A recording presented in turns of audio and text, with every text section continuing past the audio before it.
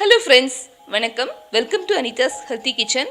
இன்னைக்கு நம்ம கிச்சனில் ரொம்ப சாஃப்டான டேஸ்டியான கோதுமை இனிப்பு புட்டு எப்படி செய்யலாங்கிறத பார்க்க போகிறோம். இது சாதாரண கோதுமை புட்டு செய்யற மாதிரி கிடையாது. கோதுமையோட நம்ம இன்னும் ஒரு பொருள் சேர்த்து செய்யறதுனால தான் கோதுமை இனிப்பு புட்டுன்னு சொல்றோம். இந்த பொருள் சேர்க்கறதுனால நல்லா சாஃப்டாகவும் டேஸ்டியாகவும் இருக்கும் நம்மளோட கோதுமை புட்டு. இந்த புட்டு செய்யறதுக்கு நம்ம கையால புட்டு மாவை பிசைய வேண்டிய அவசியமே கிடையாது.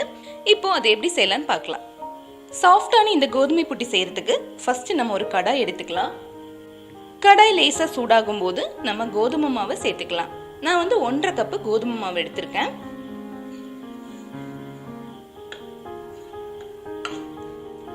லோ ஃப்ளேம்லயே வச்சுட்டு இதை ஒரு 5 நிமிஷம் நம்ம வறுத்துக்கலாம்.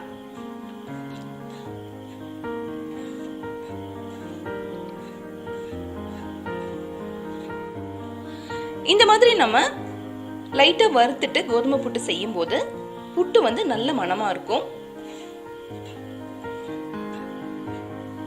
இப்ப 5 நிமிஷம் ஆயிடுச்சு.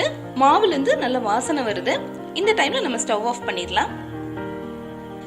இது கொஞ்சம் சூடா ஆறட்டும். அதுக்கப்புறமா நம்ம எப்படி புட்டு மாவு பிசையலான்னு பார்க்கலாம்.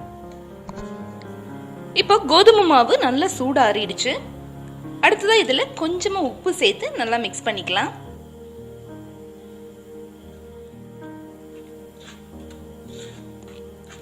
இனிப்பு புட்டுங்கிறதுனால நம்ம அதிகமா உப்பு சேர்க்க வேண்டாம்.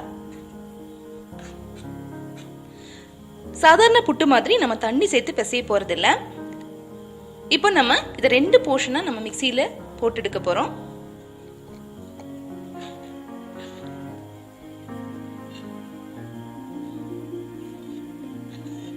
அடுத்ததா நம்ம கோதுமை மாவுல சேர்க்க போறது நேந்திர வாழைப்பழம். இது ரொம்ப கனிஞ்ச பழமா இருக்க கூடாது. ஓரளவுக்கு பழுத்து இருக்கணும். ஆனா ரொம்ப கனிய கூடாது. பழம் இந்த மாதிரி இருக்கணும். நான் ஒரு நேந்திர பழம் எடுத்திருக்கேன். இப்போ இந்த பழத்துல இருந்து கொஞ்சம் பழத்தை எடுத்து நம்ம மாவோட சேர்த்துட்டு நம்ம மிக்ஸியில ஒரு 2 சுத்து சுத்தலாம். தண்ணி எதுவுமே சேர்க்க கூடாது. இப்போ நம்ம 2-3 சுத்தி எடுத்தாச்சு. மாவோட கன்சிஸ்டன்சி பாத்தீங்கன்னா இந்த மாதிரி இருக்கு. ஆனா இன்னும் கூட மாவுல நல்ல மாய்ஸ்சர் வேணும். அதுக்காக இன்னும் கொஞ்சம் கூட பழம் சேர்த்து நம்ம மறுபடியும் அதே மாதிரி 2-3 சுத்த போறோம். இப்ப மறுபடியும் பழம் சேர்த்து ஒரு 2-3 சுத்தி எடுத்தாச்சு. இப்ப மாவோட கன்சிஸ்டன்சி பாத்தீங்கன்னா இன்னும் கொஞ்சம் கூட நல்ல மாய்ஸ்சரா இருக்கு. கொஞ்சமா பழம் சேர்த்து நம்ம ஏன் இந்த மாதிரி செய்யறோம்னா, பழம் அதிகமாகவும் கூடாது, அதே நேரத்துல குறைவாகவும் கூடாது. இந்த கன்சிஸ்டன்சில மாவு இருக்கணும். இந்த மாதிரி நீங்க பிடிச்சீங்கன்னா பிடிக்க வரணும். அதே மாதிரி உதிர்த்து விட்டா உதிர்ந்து போயிடணும். இதுதான் கரெக்டான கன்சிஸ்டன்சி. இப்ப இதே மாதிரி நம்ம அடுத்த போர்ஷனையும் ரெடி பண்ணிக்கலாம். இப்ப 2வது போர்ஷனையும் நம்ம அதே மாதிரி ரெடி பண்ணியாச்சு. 1.5 கப் மாவுக்கு நான் இன்னைக்கு 2 பழம் எடுத்திருந்தேன். மாவோட தன்மைக்கு ஏத்த மாதிரி பழத்தோட அளவு மாறுபடலாம். இப்ப இந்த மாவுல ஒரு ஸ்பூன் நெய்யையும் சேர்த்துக்கலாம். நெய் சேர்க்கறது வாசனைக்காக தான். நெய் சேர்க்கும் போது புட்டு நல்ல மணமா இருக்கும். இப்ப நெய் சேர்த்து நல்லா கலந்தாச்சு. அடுத்ததான் நம்ம புட்டு வேக வைக்கலாம். புட்டு செய்யறதுக்காக நான் ஒரு கப் தேங்காய் துருவலையும் எடுத்திருக்கேன். இப்போ ஃபர்ஸ்ட் நம்ம தேங்காய் துருவலை ஃபில் பண்ணிக்கலாம்.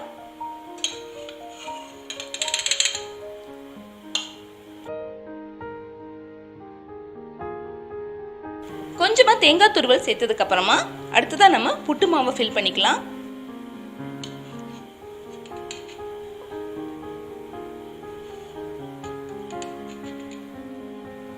அடுத்ததான் மறுபடியும் கொஞ்சம் தேங்காய் துருவலை நம்ம ஃபில் பண்ணிக்கலாம். கடைசியா மறுபடியும் கொஞ்சம் மாவை சேர்த்துக்கலாம். புட்டு மாவு ஃபில் பண்ணும்போது இந்த மாதிரி கொஞ்சமா கேப் விட்டுட்டு நம்ம ஃபில் பண்ணணும். இப்ப நம்ம புட்டை வேக வச்சிடலாம். புட்டு வேக வச்சு இப்போ ஒரு 5 நிமிஷம் ஆயிடுச்சு. நம்ம இப்ப எடுத்து பார்க்கலாம். இப்ப பாருங்க, புட்டு எடுக்கும் போதே அப்படியே உதிர்ந்து போகுது. அவ்வளவுக்கு சாஃப்ட் இந்த புட்டு. இதுல நாட்டு சர்க்கரை அல்லது வெல்லம் சேர்த்து சாப்பிடும் போது ரொம்பவே டேஸ்டியா இருக்கும். ஹெல்த்தியான இந்த புட்டை குழந்தைகளுக்கெல்லாம் நம்ம அடிக்கடி செஞ்சு கொடுக்கலாம். ஏன்னா நேந்திர பழம் ரொம்ப ஹெல்த்தியான ஒரு ஃபுட்டு. டேஸ்டியான இந்த வீட் புட்டை கண்டிப்பா நீங்க வீட்ல செஞ்சு பாருங்க. செஞ்சு பார்த்துட்டு உங்க கமெண்ட்ஸ் அனுப்புங்க.